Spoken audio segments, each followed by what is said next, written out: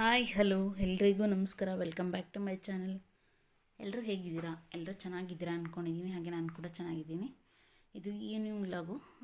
ಸಂಜೆ ಬಂದೆ ಕೆಲಸದಿಂದ, ಹಾಗೆ ಹಸಿವಾಗಿತ್ತು ಅಂತ ಹೇಳ್ಬಿಟ್ಟು ಪಪ್ಪಾಯನ ಹೆರಿತಾ ಇದ್ದೀನಿ.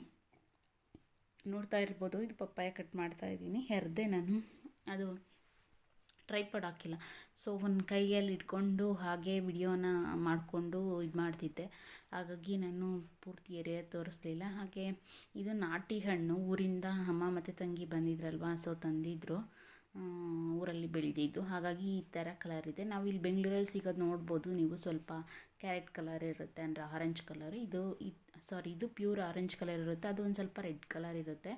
ಹಾಗೆ ಇದು ನಾಟಿ ಹಣ್ಣು, ತುಂಬ ಅಂದರೆ ತುಂಬ ಸ್ವೀಟಾಗಿರುತ್ತೆ. ಹಾಗೆ ಹಣ್ಣು ಚೆನ್ನಾಗಿ ಕಳ್ತಿತ್ತು, ಸೊ ಹಾಗಾಗಿ ಕಟ್ ಮಾಡಿ ಕೊಟ್ಟೆ. ಹಾಗೆ ಮಕ್ಕಳು, ಮನೆಯವರು ಎಲ್ಲ ತಿಂದರು. ಹಾಗೆ ಯಾರೆಲ್ಲ ನಮ್ಮ ಚಾನೆಲ್ನ ಹೊಸ್ದಾಗಿ ನೋಡ್ತಾ ಇದ್ದೀರಾ, ಸೊ ಪ್ಲೀಸ್ ಸಬ್ಸ್ಕ್ರೈಬ್ ಮಾಡ್ಕೊಂಡು ನೋಡಿ. ವಿಡಿಯೋ ಇಷ್ಟ ಆಯಿತು ಅಂತಂದರೆ ಲೈಕ್ ಮಾಡಿ, ಕಮೆಂಟ್ ಮಾಡಿ, ಶೇರ್ ಮಾಡಿ.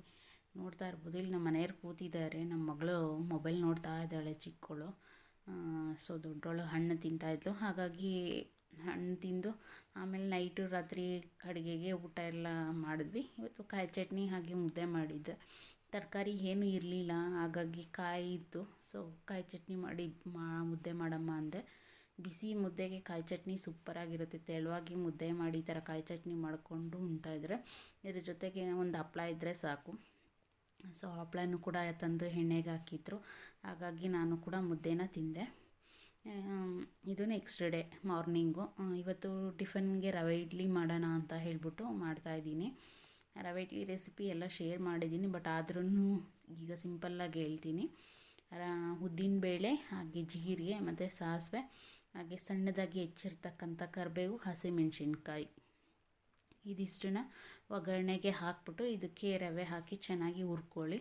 ಹುರ್ಕೊಂಡಾದಮೇಲೆ ಸ್ವಲ್ಪ ರವೆ ತಣ್ಣಗೆ ಹಾಕಿಟ್ಟು, ಆಮೇಲೆ ಒಂದು ಕಪ್ಪು, ಅಂದರೆ ನೀವು 1 ಕಪ್ಪು ರವೆ ಹಾಕಿದ್ದೀರಂದರೆ ಒಂದು ಅರ್ಧ ಮುಕ್ಕಾಲು ಕಪ್ಪಷ್ಟು ಮೊಸರು ಹಾಕೋಬೇಕು. ಸೊ ಮೊಸರನ್ನ ಹಾಕಿ ಸ್ವಲ್ಪ ನೀರು ಹಾಕಿ, ಇಡ್ಲಿ ಹಿಟ್ಟಿನ ಅದಕ್ಕೆ ಸ್ವಲ್ಪ ಇನ್ನು ಗಟ್ಟಿಗೆ, ಅಂದರೆ ನಾವು ತೆಳುವಾಗಿ ರೊಟ್ಟಿ ಬಳಿಯೋದಕ್ಕೆ ಕಲಿಸ್ಕೊತೀವಲ್ವ, ಆ ಹಿಟ್ಟಿನ ಅದಕ್ಕೆ ಕಲಸಿ ಕಲಿಸ್ಬಿಟ್ಟು ಒಂದು 10 ನಿಮಿಷ ಅರ್ಧ ಗಂಟೆ ನೆನೆಯೋದಕ್ಕೆ ಬಿಡಿ, ಉಪ್ಪು ಹಾಕ್ಬಿಟ್ಟು. ಆಮೇಲೆ ನೆಕ್ಸ್ಟ್ ನೀವು ಇನ್ನೇನು ಇಡ್ಲಿ ಇಡೋದಕ್ಕೆ ಮುಂಚೆ ಒಂದು ಈನೋ ಪ್ಯಾಕೆಟ್ನ ಹಾಕ್ಬಿಟ್ಟು ನೀವು ಕಲಸಿ ಇಡ್ಲಿನ ಬೇಯೋದಕ್ಕೆ ಇಡಿ. ತುಂಬ ಅಂದರೆ ತುಂಬ ಚೆನ್ನಾಗಿ ಬರುತ್ತೆ. ಹಾಗೆ ನೀವು ಇದ್ರ ಜೊತೆಗೆ ಏನಾದರೂ ತರಕಾರಿನ ಮಿಕ್ಸ್ ಮಾಡ್ಕೋಬೋದು. ನಾನು ಇದ್ರ ಜೊತೆಗೆ ಸಬ್ಬಕ್ಕಿ ಸೊಪ್ಪು, ಕೊತ್ತಂಬರಿ ಸೊಪ್ಪು, ಹಾಗೆ ಕ್ಯಾರೆಟ್ ತುರಿ, ಇಷ್ಟನ್ನು ಕೂಡ ಮಿಕ್ಸ್ ಮಾಡಿದ್ದೀನಿ. ಹಾಗೆ ಮುಂದೆ ನೋಡ್ಬೋದು ನೀವು ಅದನ್ನೆಲ್ಲ. ನಾನಿವಾಗ ಶಾರ್ಟ್ ಫಾರ್ಮಲ್ಲಿ ಹೇಳ್ತಾಯಿದ್ದೀನಿ. ನನ್ನ ಚಿಕ್ಕ ಮಗಳು ರವೆ ಇಡ್ಲಿ ಹಾಗೆ ಹೀಗೆ ತಿನ್ನೋಕ್ಕೆ ಮಧ್ಯಾಹ್ನದ ಹೊತ್ತಿಗೆ ಚೆನ್ನಾಗಿರಲ್ಲ, ಹಾಗೆ ಮೆತ್ತಗೆ ಮುರಿದೋಗುತ್ತೆ, ಹಂಗೆ ಹಿಂಗೆ ಅಂತ ಇದ್ಲು. ಬಟ್ ಇಡ್ಲಿ ತುಂಬ ಚೆನ್ನಾಗಿತ್ತು ಮಧ್ಯಾಹ್ನಕ್ಕೂ ತಿನ್ನೋಕ್ಕೆ, ಯಾಕಂದರೆ ಸಬ್ಬಸಿಗೆ ಸೊಪ್ಪು ಹಾಕಿದ್ದಿದ್ರಿಂದವ. ನಾನು ಟ್ರೈಪಾಡ್ ಹಾಕಿಲ್ಲದ್ರಿಂದ ಒಂದೊಂದು ಕ್ಲಿಪ್ ಮಿಸ್ ಆಗಿದೆ. ನಾನು ಮರ್ತುಬಿಟ್ಟು ಸುಮ್ಮನೆ ಏನೋ ಯೋಚನೆ ಮಾಡಿಕೊಂಡು ವಿಡಿಯೋನ ಮಾಡಿದ್ದೀನಿ, ಕ್ಲಿಯರಾಗಿ ತೋರಿಸೋದಕ್ಕೆ ಆಗಿಲ್ಲ. ಇವಾಗ ಇಡ್ಲಿ ನೋಡ್ಬೋದು ಎಷ್ಟು ತುಂಬ ಚೆನ್ನಾಗಿ ಬಂದಿದೆ ಅಂತ ಹೇಳ್ಬಿಟ್ಟು. ಹಾಗೆ ಅಂಟ್ಕೊಂಡು ಇಲ್ಲ, ನಾವು ನೋಡಿಕೊಂಡು ಬೇಯಿಸಬೇಕು ಹದ ಎಲ್ಲವ. ನೋಡ್ತಾ ಇರ್ಬೋದು, ಇಲ್ಲೆಲ್ಲ ಇಡ್ಲಿ ಎತ್ತಾಕಿದ್ದೀನಿ, ಎಷ್ಟು ಸಾಫ್ಟಾಗಿ ಎಷ್ಟು ಚೆನ್ನಾಗಿ ಬಂದಿದೆ ಅಂತ ಹೇಳ್ಬಿಟ್ಟು. ಹಾಗೆ ಕಾಯಿ ಚಟ್ನಿ ಜೊತೆ ಅಂತೂ ಸೂಪರ್ ಕಾಂಬಿನೇಷನು. ಸೇಮ್ ಹೋಟೆಲಲ್ಲಿ ಮಾಡಿರೋ ರೀತಿಯೇ ಬಂದಿತ್ತು, ಬಿಸಿ ಬಿಸಿ ನಾನು ಇಡ್ಲಿ ಮಾಡಿ ತಿನ್ನುವಾಗ. ಸೊ ಇನ್ನು ತಿನ್ನಬೇಕು ಅನ್ನಿಸ್ತಿತ್ತು, ಬಟ್ ಬೆಳಗ್ಗೆ ಟೈಮ್ ಹೆವಿ ಬ್ರೇಕ್ಫಾಸ್ಟು ಒಳ್ಳೇದಲ್ಲ ಅಂತ ನಾನು 3 ಇಡ್ಲಿ ತಿಂದ್ಬಿಟ್ಟು ಹೋದೆ. ಹಾಗೆ ಆಫೀಸಿಗೂ ಇದೇ ತೊಗೊಂಡೋದೆ, ಮಕ್ಕಳಿಗೂ ಬಾಕ್ಸಿಗೂ ಇದನ್ನೇ ಕಟ್ತೆ. ಮಧ್ಯಾಹ್ನ ಕೂಡ ನಾವು ಇದನ್ನೇ ತಿಂದ್ವಿ. ಕೆಲವ್ರಿಗೆ ಇಷ್ಟ ಆಗೋಲ್ಲ, ಬಟ್ ನನಗೆ ತುಂಬ ಇಷ್ಟ ರವೆ ಇಡ್ಲಿ. ಹಾಗೆ ಕಾಯಿ ಚಟ್ನಿ ಜೊತೆಗೆ ಸಾಗು ಇರುತ್ತಲ್ವ, ಸೊ ಅದು ತುಂಬ ಇಷ್ಟ. ನಾನು ಹೊರಗಡೆ ಹೋಟೆಲ್ಗೆ ಬ್ರೇಕ್ಫಾಸ್ಟ್ಗೆ ಹೋದರೆ ನಾನು ಕೇಳೋದೇ ರವೆ ಇಡ್ಲಿ. ಒಂದು ಸಲ ಟೇಸ್ಟ್ ಮಾಡಿ ನೋಡಿ, ತುಂಬ ಚೆನ್ನಾಗಿರುತ್ತೆ. ಹಾಗೆ ಈ ಮೆಥಡಲ್ಲಿ ಮಾಡಿದ್ರೆ ಇನ್ನೂ ತುಂಬ ಚೆನ್ನಾಗಿ ಬರುತ್ತೆ. ನೀವು ಕೂಡ ಹೋಟೆಲ್ ಸ್ಟೈಲಲ್ಲಿ ರವೆ ಇಡ್ಲಿನ ಮಾಡಿಕೊಂಡು ತಿನ್ಬೋದು. ಹಾಗೆ ಮಕ್ಕಳಿಗೆ ಹೇಗಪ್ಪ ತಿನ್ನಿಸೋದು ಅಂತಂದರೆ, ಮಕ್ಕಳು ಕೇಳ್ತಾರೆ ಅದು ಬೇಡ ಇದು ಬೇಡ, ನಾನು ಅದು ತಿನ್ನಲ್ಲ ಇದು ತಿನ್ನಲ್ಲ ಅಂತ. ಬಟ್ ನೀವು ಮಕ್ಕಳ ಆರೋಗ್ಯಕ್ಕೆ, ಮಕ್ಕಳ ಹೆಲ್ತ್ಗೆ ಏನು ಒಳ್ಳೆಯದು ಅನಿಸುತ್ತೋ ಅದನ್ನು ಮಾಡಿ, ಪ್ರೀತಿಯಿಂದ ಮಾಡಿ, ಖಂಡಿತ ಮಕ್ಕಳು ತಿಂತಾರೆ. ನನ್ನ ಮಗಳು ಇದನ್ನು ತಿನ್ನೋದಕ್ಕೆ ತುಂಬ ಬೋಗರಿತಿದ್ಲು, ಗೊಣಗಾಡ್ತಿದ್ಲು, ಇದು ಮಾಡಿದ್ರೆ ಹಾಗೆ ಹೀಗೆ, ಬೇಡ ಇದನ್ನು ಮಾಡಬೇಡ ಅಂತ ಹೇಳ್ಬಿಟ್ಟು. ಅವಳು ಉಪ್ಪಿಟ್ಟು ಮಾಡಿದ್ರು ಅಷ್ಟೇ, ಅದು ಮಾಡಬೇಡ ಇದು ಮಾಡಬೇಡ ಅಂತ ಹೇಳ್ತಾಳೆ. ಬಟ್ ಮಾಡಿ ಆದಮೇಲೆ ರುಚಿಯಾಗಿ ಮಾಡಿ ನಾವು ತಿಂದು ನೋಡಿ ಇವಾಗ ಎಷ್ಟು ಚೆನ್ನಾಗಿದೆ ಅಂತ ಹೇಳ್ತೀವಲ್ವ. ಸೊ ಆವಾಗ ತಿಂದು ನೋಡಿದಾಗ ಚೆನ್ನಾಗಿರುತ್ತೆ. ನಾವು ಹೇಳಿದ್ರು ಅಂದರೆ ಅವ್ರು ಒಂದ್ಸಲ ಟೇಸ್ಟ್ ಮಾಡಿದ್ರೆ ಅವ್ರಿಗೆ ಗೊತ್ತಾಗೋಗ್ಬಿಡುತ್ತೆ. ಸೊ ಆವಾಗ ತಿಂತಾರೆ, ನಮ್ಮನ್ನು ಕೇಳೋದೇ ಇಲ್ಲ. ಸೊ ಹಾಗಾಗಿ ನಾನು ಹೇಳೋದಿಷ್ಟೇ, ನಿಮ್ಮ ಮಕ್ಕಳು ಬೇಡ ಅಂತಾರೆ ಅಂತ ಹೇಳಿಬಿಟ್ಟು ದಯವಿಟ್ಟು ಅವ್ರಿಗಿಷ್ಟ ಆಗೋದನ್ನೇ ಯಾವಾಗಲೂ ಮಾಡಿಕೊಡ್ಬೇಡಿ. ಅವ್ರಿಗೂ ಎಲ್ಲ ಥರ ತರಕಾರಿಗಳನ್ನ ಹಣ್ಣುಗಳನ್ನ ತಿನ್ನಿಸಿ. ನನ್ನ ಮಕ್ಕಳು ಹೇಳ್ತಾರೆ ಅವ್ರ ಫ್ರೆಂಡ್ಸ್ಗಳು ಏನು ತರಕಾರಿ ತಿನ್ನಲ್ಲ ಅಮ್ಮ, ಎಲ್ಲ ಆಯ್ದಿಡ್ತಾರೆ ಅಂತ ಹೇಳ್ಬಿಟ್ಟು. ಏನಕ್ಕೆ ಅಂದರೆ ಅವ್ರು ತಿನ್ನಲ್ಲ ಅಂತ ಹೇಳ್ಬಿಟ್ಟು ಅವ್ರ ಅಪ್ಪ ಅಮ್ಮ ಅಂದರೂ ಬಿಟ್ಬಿಡ್ತಾರೆ. ಸೊ ಹಾಗೆ ಮಾಡೋಕ್ಕೆ ಹೋಗ್ಬಿಡಿ. ಅವ್ರಿಗಿಷ್ಟ ಇರಲಿ ಇಲ್ದಲೇ ಇರಲಿ, ನೀವು ಮಾಡಿ ಕೊಡಿ, ತಿಂತಾರೆ. ಹಾಗೆ ಪ್ರಾಕ್ಟೀಸ್ ಆಗ್ತಾಯಿದ್ರೆ ಅವರು ಇಷ್ಟಪಟ್ಟು ತಿಂತಾರೆ. ಹಾಗೆ ಇದು ನನ್ನ ಮಗಳ ಕಾಲೇಜಿನಲ್ಲಿ ಪ್ರೋಗ್ರಾಮ್ ಇತ್ತು, ಧ್ವನಿ ಅಂತ ಹೇಳ್ಬಿಟ್ಟು ಇಂಟರ್ ಕಾಲೇಜ್ ಕಾಂಪಿಟೇಷನ್ನು. ಸೊ ಅದಕ್ಕೆ ಪ್ರೋಗ್ರಾಮ್ ಮಾಡಿದರು ಇಲ್ಲಿ, ಅಂದರೆ ಕಾಲೇಜ್ ಮುಂದೆನೇ. ನೋಡ್ತಾ ಇರ್ಬೋದು ಮಕ್ಕಳೆಲ್ಲ ಯಾವ ರೀತಿ ಡ್ಯಾನ್ಸ್ ಆಡ್ತಾ ಇದ್ದಾರೆ ಅಂತ. ಇದನ್ನು ನೋಡಿ ನನಗೆ ತುಂಬ ಖುಷಿಯಾಯಿತು, ನಾನು ಈ ಥರ ಕಾಲೇಜ್ ಲೈಫ್ ಎಂಜಾಯ್ ಮಾಡಲಿಲ್ವಲ್ಲ ಅಂತ ಹೇಳ್ಬಿಟ್ಟು. ನಿಜ ತುಂಬ ಮಿಸ್ ಮಾಡ್ಕೋತೀವಿ ಅನಿಸುತ್ತೆ. ಯಾವ್ಯಾವುದನ್ನು ಯಾವ್ಯಾವ ಲೈಫಲ್ಲಿ ಯಾವ್ಯಾವ ರೀತಿ ಮಾಡಬೇಕು ಅದನ್ನು ಅವಾಗ ಮಾಡಿದ್ರೇ ಒಂಥರ ಮಜಾ. ನಾವಂತೂ ಬರೀ ಸ್ಕೂಲ್ ಮುಗಿಸ್ತಿದ್ದಂಗೆ ಮದುವೆ ಮಾಡಿದ್ರು, ಮಕ್ಕಳು ಸಂಸಾರ ಅಂತ ಅಂದಿದ್ದಾಯಿತು. ಸೊ ನಾನು ಮದುವೆ ಆದಮೇಲೆ ಕರೆಸ್ಪಾಂಡೆನ್ಸಲ್ಲಿ ಓದಿದ್ದಲ್ವ, ಹಾಗಾಗಿ.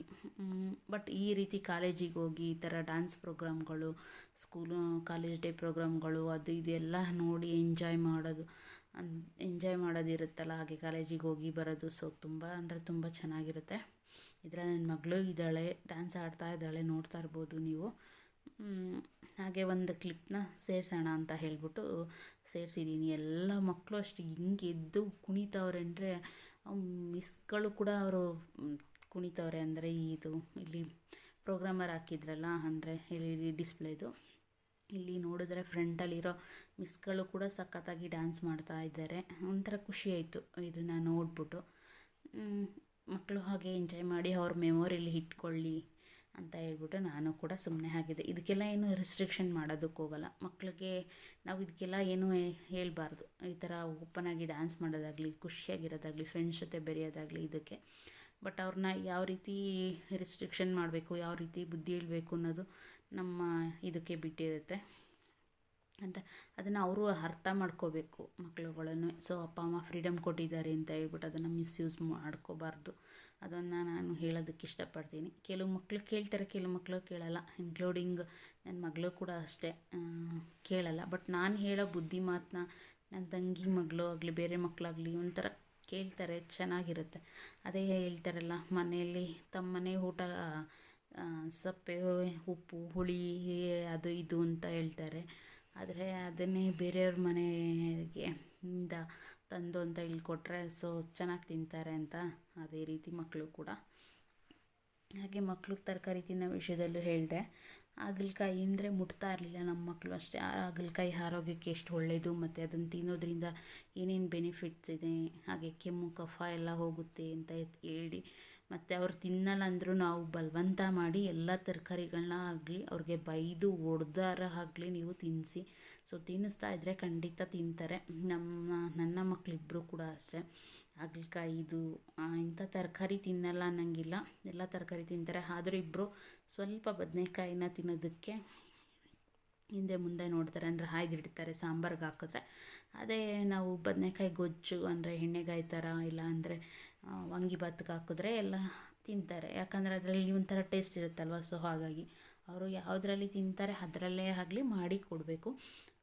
ಹಾಗೆ ಎಲ್ಲ ಥರ ತರಕಾರಿಗಳಾಗಲಿ ಹಣ್ಣಾಗಲಿ ಸೊ ನೀವು ಮಕ್ಕಳು ಯಾವ ರೀತಿ ಇಷ್ಟಪಡ್ತಾರೆ ಆ ರೀತಿ ಮಾಡಿ ಕೊಡಿ ಅಂತ ಹೇಳ್ತೀನಿ. ನೋಡ್ತಾ ಇರ್ಬೋದು ಇಲ್ಲಿ ಪ್ರೋಗ್ರಾಮ್ ಅಂತೂ ತುಂಬ ಅಂದರೆ ತುಂಬ ಚೆನ್ನಾಗಾಯಿತು. ಹಾಗೆ ಮುಖ್ಯ ಅತಿಥಿಗಳಾಗಿ ಜಗ್ಗೇಶ್ ಅವರು, ಅಂದರೆ ಫಿಲಮ್ ಆಕ್ಟ್ರೆಸ್ ಜಗ್ಗೇಶ್ ಗೊತ್ತಲ್ವ, ನಮ್ಮೂರ ಕಡೆಯವರೇ ಅವರು ಬಂದಿದ್ದರು. ಹಾಗೆ ಗೋಪಾಲಯ್ಯ MLA, ಹಾಗೆ ಇನ್ನೂ ಮುಂತಾದ ಅತಿಥಿಗಳು ಬಂದಿದ್ದರು.